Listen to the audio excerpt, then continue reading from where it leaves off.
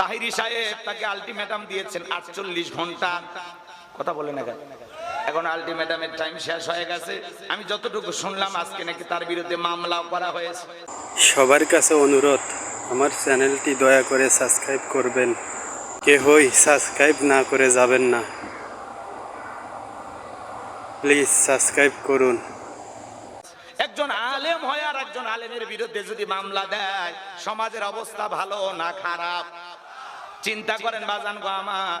শাইখ আহমদুল্লাহর মতো হুজুর, যার কথা যুবকেরা গ্রহণ করে, হাজার হাজার মানুষ যার কথা শুনে উপকৃত হয়, যার মাধ্যমে দেশের হাজার দুঃখী মানুষের ভাগ্যের পরিবর্তন হয়ে যাচ্ছে, যার মাধ্যমে দেশের উপকার হচ্ছে। আজ সুন্নাহ ফাউন্ডেশনের সম্মানিত চেয়ারম্যান শাইখ আহমদুল্লাহ হুজুর, আজকে তার বিরুদ্ধে যদি মামলা করা হয়, এ বাজান গো আমার, এই সমাজে ভালো মানুষের দাম নাই। কথা বলেন ঠিক কিনা? হুজুরে হুজুরে গুদাগুদি, কাদা ছড়াছড়ি, টুপিয়ালা আর এক টুপিয়ালাকে দেখতে পারে না, এর চাইতে বড় দুঃখ আর নাই। এজন্য কি করবো বাজান গো আমার, কি বলবো দুঃখের কথা। এগুলো কথা বলতেও নিজেদেরও খারাপ লাগে। আজকে তাহিরি সাহেব শাইখ আহমদুল্লাহ হুজুরের বিরুদ্ধে মামলা করে, এই দুঃখ মেনে নেওয়া যায় না। কথা বলেন ঠিক কিনা? তার উচিত, যা করেছেন ভুল করেছেন, জাতির সামনে ক্ষমা চেয়ে নেন। কথা বলেন ঠিক কিনা? শাইখ আহমদুল্লাহর মতো হয়ে দেখেন, তার মাধ্যমে যেভাবে এই সমাজে দ্বীনের কাজ হচ্ছে, তিনি যেভাবে দেশের মুসলমান ভাইদের কল্যাণে এদেশের হাজারো দরিদ্র পরিবারকে স্বাবলম্বী করার জন্য বিনামূল্যে রিকশা বিতরণ করতেছেন। কথা বলেন ঠিক কিনা? যেখানে বন্যা কবলিত অসহায় মানুষ, তাদের পাশে দাঁড়াচ্ছেন। আল্লাহু আকবার বলেন। এভাবে সমাজের অনেক ভালো কাজ করতেছেন। শাইখ আহমদুল্লাহ হুজুরের জন্য আমরা দোয়া করব, আল্লাহ যেন কবুল করেন। জোরে বলেন আমিন। তাহিরি সাহেব যে ভুল করে মামলা করেছেন, সে যেন ভুল বুঝে মামলা প্রত্যাহার করে নেয়, দেশ ও জাতির কাছে ক্ষমা চেয়ে নেয়। কথা বলেন ঠিক কি না? লিল্লাহি তাকবীর। মাহফিল তো চলবে, টেনশন নাই, আমরা ভয় পাই না। কথা ঠিক কি না?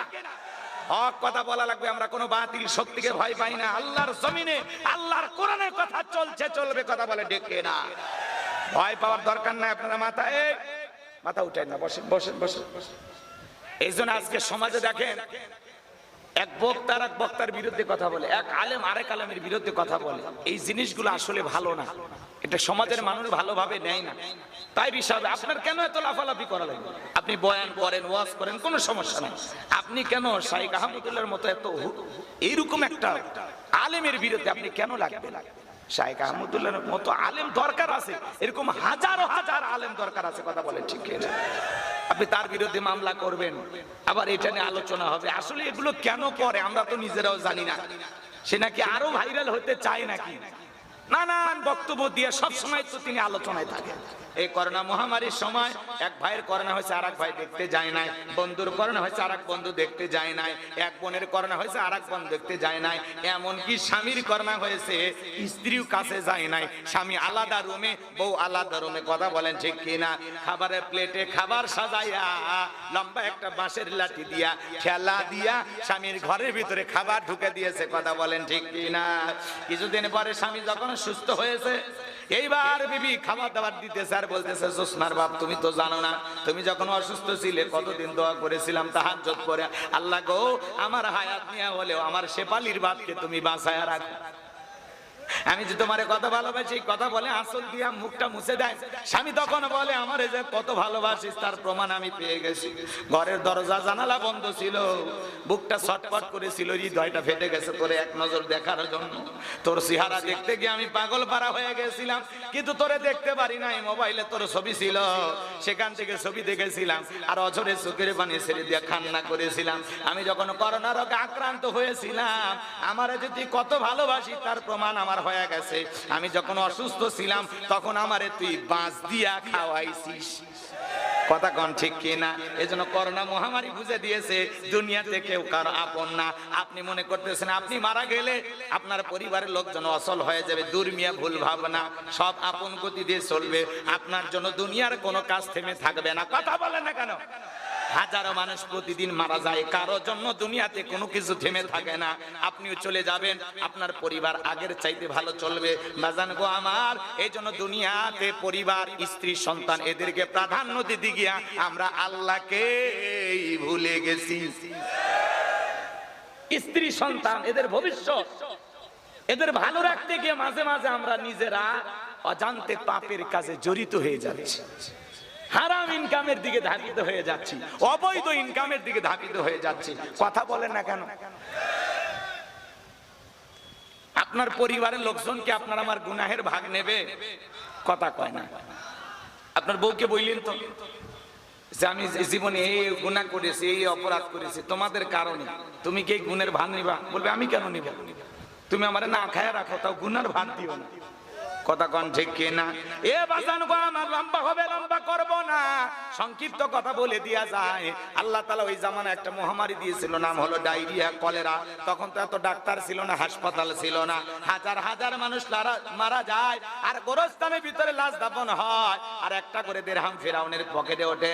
টাকা পাইতে পাইতে ফিরাউনের কাছে এত টাকা হয়ে গেল, টাকা রাখার কোনো জায়গা নাই। বাদশার দরবারে চলে গেল, বাদশা গো, আমার কাছে কিছু টাকা পয়সা হয়ে গেছে, এলাকায় যারা গরিব মানুষ আছে খাজনা দিতে পারে না, দুঃখী মানুষ খাইতে পারে না, আমি গোরস্থানে দারোয়ান তাদের খাজনা পরিশোধ করে দিতে চাই। বাদশা ডেকে বলে, বাবা এ তো ভালো উদ্যোগ, তোমার মতো ছেলে ঘরে ঘরে জন্ম নেওয়া দরকার, ঠিক আছে যাও টাকাগুলো নিয়ে আসো। আর আমি এদিকে সংবাদ পৌঁছায়া দিলাম। এবার জানবো আমার, এবার হাজার হাজার মানুষ লাইনের মধ্যে দাঁড়ায় গেছে, আর গোরস্থানে দারোয়ান সেই টাকাগুলো দিয়ে খাজনা পরিশোধ করে দিতেছে। আপনারা বলেন তো টাকা কার? ফিরাউনের বাপের। টাকা কিন্তু জনগণের। কথা বলেন ঠিক কিনা? আমাদের গাইবান্ধার আঞ্চলিক ভাষা একটা কথা আছে, মাছের তেল দিয়া মাছ ভাজে। টাকা জনগণের, খালি সিস্টেমে দিয়া ফাও ফাও বাহাবা নিতেছে। কথা কোন ঠিক কিনা? এ বাজান গো, আমার সমস্ত জনগণের খাজনা পরিশোধ করে দিল, গরিব দুঃখী মানুষকে টাকা দেয়া সহযোগিতা করলো। এই মানুষগুলো যায় আর বলে, হারে রাজ্যের বাদশা যদি এই ব্যক্তি না হয়া গোরস্থানের ছেলেটা হইতো, না জানি আমাদের কপাল খুলে যেত। নির্বাচনের আগে একটু জনসেবামূলক কাজ করার দরকার আছে না নাই? নির্বাচনের আগে মাথায় টুপি, মুখে দাড়ি, গায়ে লম্বা পাঞ্জাবি, এমন কায়দায় আসে হাজির হয় মনে আসমান থেকে জিবরাইলের খালাতো ভাই আসছে। কথা কোন ঠিক না? মার্কা থাকে যে কয়দিন না তার আনা গোনা সে কয়দিন। কথা বলেন না কেন? মার্কা থাকে যে কয়দিন না তার আনাগোনা সে কয়দিন। রাস্তাঘাটে অলিতে গলিতে ঘরে, এমনকি রাস্তার ভিক্ষুক মহিলাকে চাপে ধরে বলে, আপনার চেহারার মাঝে আমি আমার মাকে খুঁজে পাই। আছে না? না, কি নাটক করে, কি অভিনয় করে, আর ওদের অভিনয় দেখে আমরা ভুলে যাই। আর আমরাও কম খারাপ না। 1.5 টাকার বিরিয়ানি, 3 টাকার চা কাকি স্লোগান। বল্টু ভাইয়ের চরিত্র ফুলের মতো পবিত্র, নামাজ গুনা 1 ওয়াক্ত, গাঁজা খাই 5 ওয়াক্ত, ঘুম চুরিতে বাঁকা ভক্ত, শয়তানের 1 নাম্বার ভক্ত, হুজুরদের জন্য খুবই শক্ত, চুষে খাই গরিবের রক্ত। কথা কন না? নির্বাচনের আগে পোস্টার লেখা থাকে, সেবা করার সুযোগ দিন। কথা কয় না? গরিবের বন্ধু, সৎ লোক, নির্ভীক। কথা কয় না? মাইকিন হয় না? বল্টু ভাইয়ের 2 নয়ন, এলাকাবাসীর উন্নয়ন, যাকে ডাকলে কাছে ভাই সেই তো আমাদের বল্টু ভাই। বল্টু ভাইয়ের মার্কা তরমুজ মার্কা, তরমুজ মার্কায় দিলে ভোট, শান্তি পাবে দেশের লোক।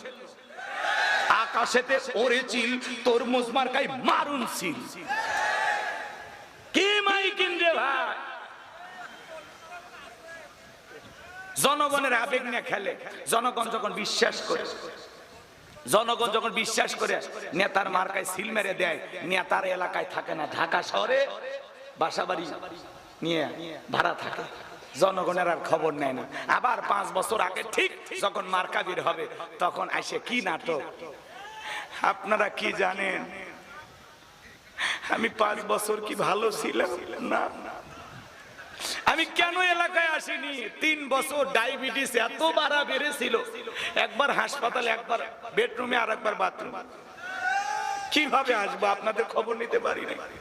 আমি গত বছরে সুস্থ হয়েছি, হওয়ার পরে আমি উমরায় গেছিলাম। আমি মায়ের জন্য দোয়া করিনি, বাবার জন্য দোয়া করিনি, কিন্তু আপনাদের জন্য দোয়া করতে ভুলিনি। এই নাটক করে, অভিনয় করে বলে, আর একবার যদি সুযোগ দেন এইবার সব কথা পালন করব। আবার 5 বছর। চাইলে একটি লাইক দিয়ে ফেসবুকে দেখে থাকলে ফলো করুন। আমাদের চ্যানেলটি সাবস্ক্রাইব করে পাশে থাকা বেল বাটনটি অন করে দিন।